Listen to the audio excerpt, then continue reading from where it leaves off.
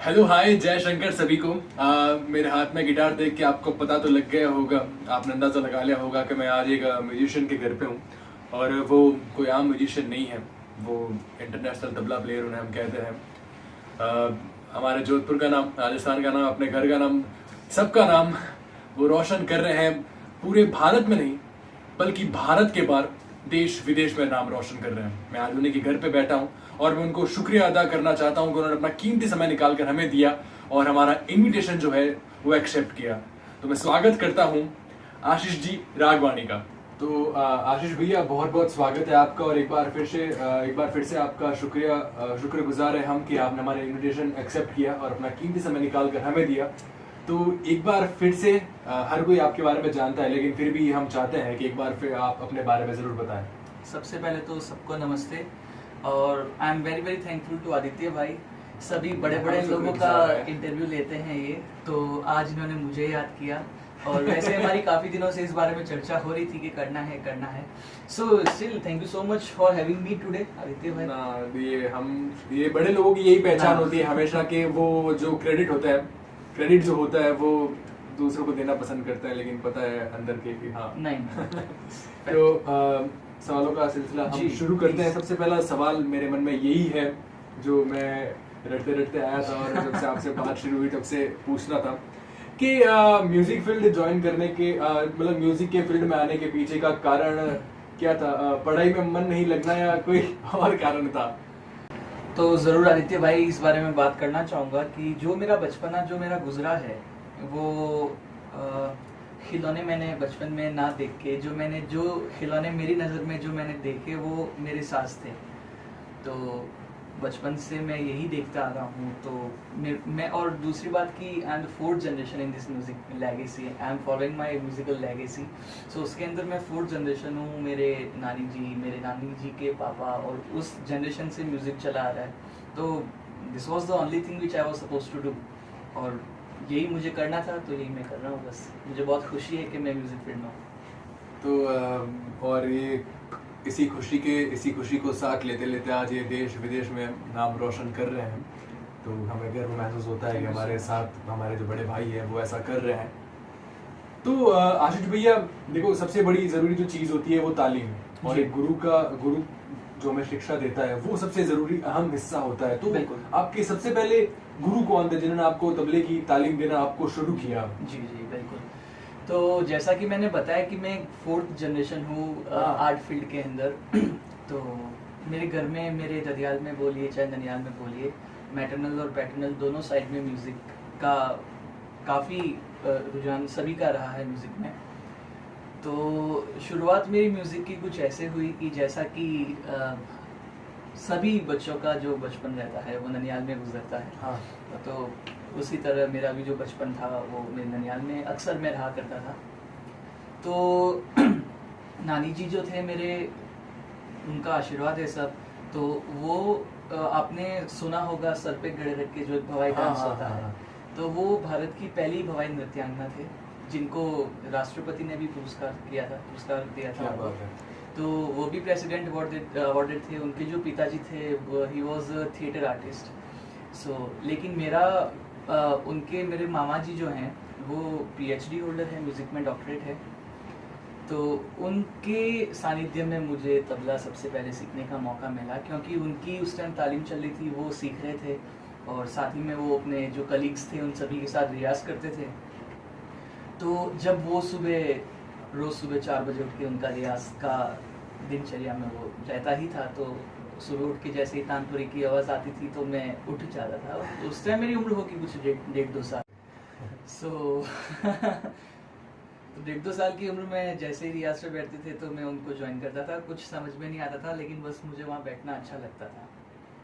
तो वो था। फिर मेरे पिताजी भी म्यूज़िक डायरेक्टर है, वो भी तबला प्लेयर। उन्होंने भी काफ़ी लाइव शोज़ भी काफ़ी किए, 250-300 उनके मार्केट में एल्बम्स है। मेरी माता जी जो है वो शादी से पहले कथक परफॉर्म करते थे, अभी सिखाते हैं कथक, कोरियोग्राफर है, लेकिन उनको भी प्रेसिडेंट ने अवार्ड दिया है। तो जो मेरे दादाजी हुआ करते थे, मतलब मेरे दादाजी की कज़न हुआ करते थे सूरज नारायण जी रागवानी, वो बहुत प्रसिद्ध बांसुरी वादक पन्नालाल घोष जी के शागिर्द थे वो। तो पूरी फैमिली में म्यूज़िक था, लेकिन जब मामा जी की जब क्लासेस चलती थी, जब मामा जी के बच्चे आते थे या मामा जी जो अपने कलीग्स के साथ में अपना वोकल रियाज की प्रैक्टिस वगैरह करते थे, वोकल रियाज करते थे, उस समय तबला पड़ा रहता था। तो मैं उस पे जाके कुछ ना कुछ करता रहता था। तो उस टाइम उनको लगा कि इसको भी इसी में इंटरेस्ट है। तो उस टाइम से मेरे इट वाज माय मामा जीज डिसीजन कि मैं तबला बजाऊँ। सो उन्होंने मेरे हाथ में तबला दिया और मुझे काफ़ी बेसिक, उन्होंने जो बेसिक तालें होती है, 3 ताल 1 ताल कैसे किसी के साथ बजाते हैं, वो 1.5-2 साल का था तब वहाँ से सीखना मैंने शुरू किया। उसके बाद में हमारे घर के हमारे बहुत नज़दीकी एक रिश्तेदार बोले और हमारी पूरी घर में सभी लोग उनको उस्ताद बोलते हैं, उस्ताद अब्दुल शकूर सुलेमानी जी, बीकानेर से थे वो, अभी नहीं है वो हमारे बीच में। तो उनसे मैंने काफ़ी लेसन्स लिए, उनको काफ़ी सुनता था मैं छोटा था तब। और जैसा कि सबके आइडल रहते हैं, मेरे भी आइडल रहे उस्ताद जाकिर हुसैन साहब, तो उनको भी बहुत सुनता था, उनको फॉलो करने की कोशिश करता था। लेकिन एक अच्छे गुरु की तलाश थी जिससे कि मैं बोल सकता हूँ कि हाँ, मैंने घरानेदार तबला सीखा है। उसके लिए मुझे गंडाबंद शागिर्दी उस्ताद एक चाहिए थे, तो उसके लिए मुझे बहुत नसीब अच्छा मेरा कि इतने अच्छे मुझे उस्ताद मिले। सबसे पहले पंडित महेंद्र परिहार जी से मैंने शिक्षा प्राप्त करनी शुरू की जब मैं 11 साल का था। 10-11 साल मैंने उनसे सीखा। अभी भी जब भी जोधपुर आता हूँ तो सबसे पहले उनसे मिलने जाता हूँ और उनसे अभी भी बहुत कुछ सीखने को मिलता है। और अभी गुजरे 3 साल से मैं जैसे कि मैं मुंबई में शिफ्ट हो चुका हूँ, वहीं सेटल हो चुका हूँ, तो वहीं पे मेरा सारा काम चलता है। तो अभी मैं मुंबई में श्री मृदंगराज जी है अजराड़े घराने के, बहुत गुणी कलाकार, बहुत गुणी व्यक्तित्व के धनी है वो। तो अभी मैं उनसे मेरी जो एडवांस ट्रेनिंग है वो उनके अंडर में मेरी चल रही है। तो एक बात इनसे ये सीखने को मिलती है, जहाँ हम एक गुरु से इतना मन भर जाता है कि यार अब कितना पढ़ाओगे आप, या एक गुरु के बाद हम कह रहे थे कि यार और गुरु हमें नहीं चाहिए। लेकिन आशीष भैया से हम सीख सकते हैं कि ज़िंदगी में जब भी सीखने का मौका मिले, और ज़िंदगी हमेशा सीखता रहना चाहिए हमें। तो ये आपने इतने सारे गुरु के नाम सुने, लेकिन सबसे पहले गुरु इनकी 2 माँ यानी इनके मामा ही हैं। तो हम आपके मामा को आपका पहला गुरु कह सकते हैं। जी बिल्कुल। तो एक तो खुशी की बात ये भी है कि मैं उनसे बात कर रहा हूँ जिनकी नानी जी अवॉर्डेड है प्रेसिडेंट से, जिनके माता जी जिनके और जितने अंक मेरे क्लास में आए हैं उतने इनके पिताजी के किसी के एल्बम निकल चुके हैं। ये भी बहुत बड़ी बात है हमारे लिए। तो आशीष भैया, मेरा एक सवाल कहीं ना कहीं मेरे मन में ये खटक रहा था कि जहाँ आजकल की यूथ जनरेशन जो है वो गिटार को तवज्जो ज्यादा देती है, उनको गिटार बजाना ज्यादा पसंद होता है कि लाइक कूल डूड वाली फीलिंग आती है गिटार बजाने से, कि जब स्टेज पे हम खड़े होंगे तो हमारी भी कोई फीमेल फैन होनी चाहिए। तो उस जनरेशन में आपने तबले को चुना, इंडियन क्लासिकल म्यूजिक को चुना जी, उसके पीछे का कारण क्या रहा? उसमें भी मैं मेरा नसीब को, ऊपर वाले को धन्यवाद देना चाहता हूँ कि मुझे इतना अच्छा नसीब दिया कि मैं म्यूजिकल फैमिली से बिलोंग करता हूँ। तो मुझे तबले में सबसे पहला तो मेरा इंटरेस्ट रहा है कि मुझे कुछ भी करना है तो मुझे तबले में करना है। और बहुत से इंस्ट्रूमेंट्स थे घर पे, लेकिन मेरा जो रुझान रहा है वो तबले की ओर रहा है। तो तबला जो है इंडियन क्लासिकल इंस्ट्रूमेंट है, तो मेरा पूरा फोकस जो था कि मैं तबले को कैसे अच्छा बजा सकूं, किन का सुन के, कैसे इंस्पायर होके, क्या सीख के, कितना रियाज करके, एवरीडे रियाज रहता है तो वो कैसे करके मैं कैसे तबले को और इम्प्रूव कर सकूं। तो इंटरेस्ट हो ही रहा है कि मैं इंडियन क्लासिकल म्यूज़िक के अंदर जितना डूब के रियाज कर सकूं, जितना सीख सकूं वो सीखूं, और परफॉर्म करना है तो मैं परफॉर्म हर जॉनर करूं। और इवन जो दूसरे भी जितने भी म्यूजिशियन हैं उन सभी से मेरी वही रिक्वेस्ट है कि प्लीज़ आप इंडियन क्लासिकल म्यूज़िक सीखें, बिकॉज वो रूट है। वो सीख के आपको जो बजाना है, चाहे गिटार बजाना हो, कुछ भी बजाना हो, आप कुछ भी बजाइए, लेकिन सीखिए आप इंडियन क्लासिकल म्यूज़िक। और तो एक छोटा सा संदेश या मैसेज हम जिसे कहते हैं, वो आजकल की यूथ जनरेशन को अगर आप देना चाहें कि देखो गिटार को तवज्जो दीजिए, आपको पसंद है, क्योंकि जो हमें पसंद है वो करना जरूरी है हमारी जिंदगी में, लेकिन इंडियन क्लासिकल म्यूजिक को तवज्जो देना जरूरी है। तो एक छोटा सा संदेश अगर आप हमारे जो यूथ जनरेशन है। बिल्कुल नहीं, मैं यही सभी से रिक्वेस्ट, हाथ जोड़ के रिक्वेस्ट करना चाहता हूँ। मेरे जितने भी छोटे हैं, जितने भी, मैं भी बहुत छोटा हूँ, कोई भी संदेश देने लायक मैं नहीं हूँ, लेकिन फिर भी जितने भी मेरे छोटे हैं सभी से यही रिक्वेस्ट है, आप जो इंस्ट्रूमेंट, चाहे गिटार है तो बहुत खूबसूरत इंस्ट्रूमेंट है, बहुत ही कमाल का इंस्ट्रूमेंट है, आप ज़रूर सीखिए। लेकिन आपका जो बेस है वो इंडियन क्लासिकल म्यूज़िक का होना बहुत ज़रूरी है। अगर आपका बेस इंडियन क्लासिकल म्यूज़िक का होगा तो आप कुछ भी सीख सकते हैं, आपके लिए कुछ भी चीज़ मुश्किल नहीं होगी। तो आशीष भैया, मेरा एक सवाल ये है आपसे जी। कि आपकी उम्र क्या रही होगी जब आपने पहला स्टेज परफॉर्मेंस दिया होगा, और कहाँ दिया आपने जोधपुर में? जी, मुझे अभी भी याद है, चूँकि सीखना तो बोल नहीं सकते कि कौन से एज से मैंने शुरू किया। बचपन से ही, जब से हॉस्पिटल से घर पे आए तब से कानों में म्यूज़िक जा रहा है, तो सीखना तो उसी दिन से शुरू हो गया मेरा।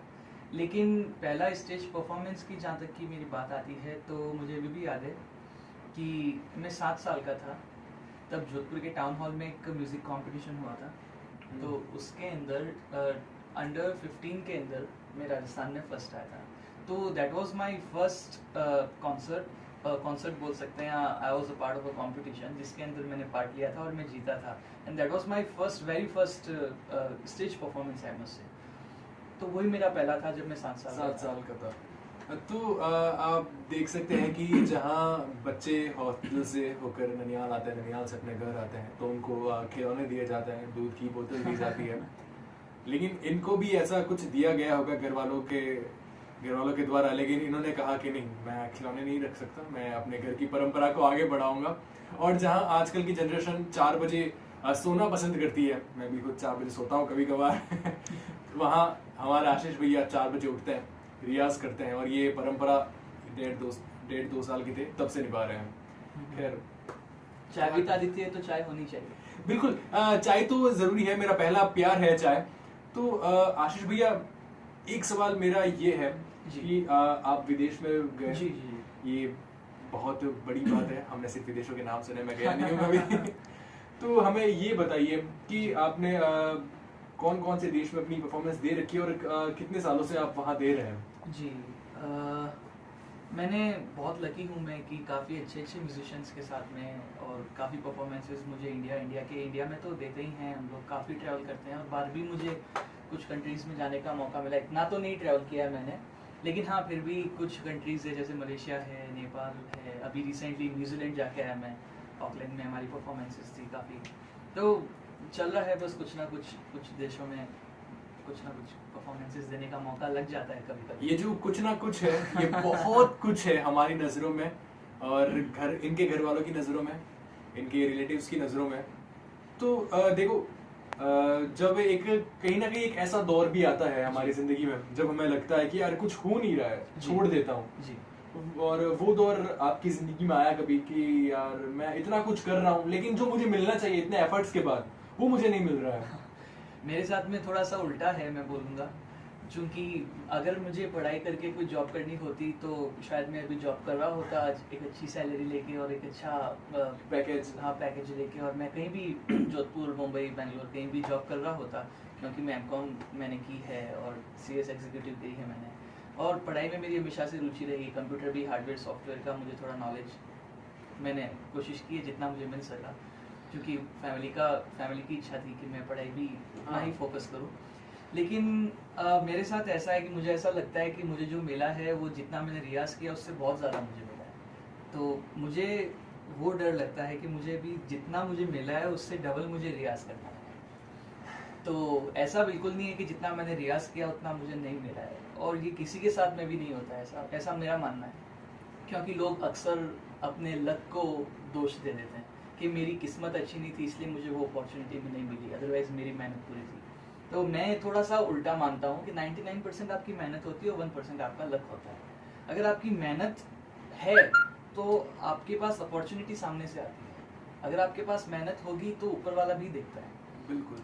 बट मुझे जितना भी मैंने रियाज किया उससे ज़्यादा ही मुझे मिला है, ऊपर वाले ने मुझे दिया है। तो मतलब ये यही कह सकते हैं कि हमें अपनी मेहनत और काबिलियत पे भरोसा रखना जरूरी है। जी जी। लक, ये भविष्यवाणी वाली बातें, इन पे भरोसा ना रखें। और किसी ने सच ही कहा है कि जब हमारी मर्जी का नहीं होता तो ऊपर वाले की मर्जी का होता है, और ऊपर वाला कभी किसी का बुरा नहीं चाहता। एग्जैक्टली। और हमने क्या, सब आपके बारे में जानते हैं तो सबको ये पता है कि आपके जो रेडियो शोज है वो यहाँ पे भी ब्रॉडकास्ट हुए हैं, और यहाँ भारत में ही नहीं, इनके बाहर फॉरेन में भी रेडियो शोज जो है वो ब्रॉडकास्ट हुए हैं। तो जब आपकी रेडियो शो ब्रॉडकास्ट हुए तो वो आप कितने साल के रहे होंगे और वो क्या ऐसा कारण बना, ऐसा क्या रीजन रहा कि आपके शो वहाँ फॉरेन में ब्रॉडकास्ट हुए?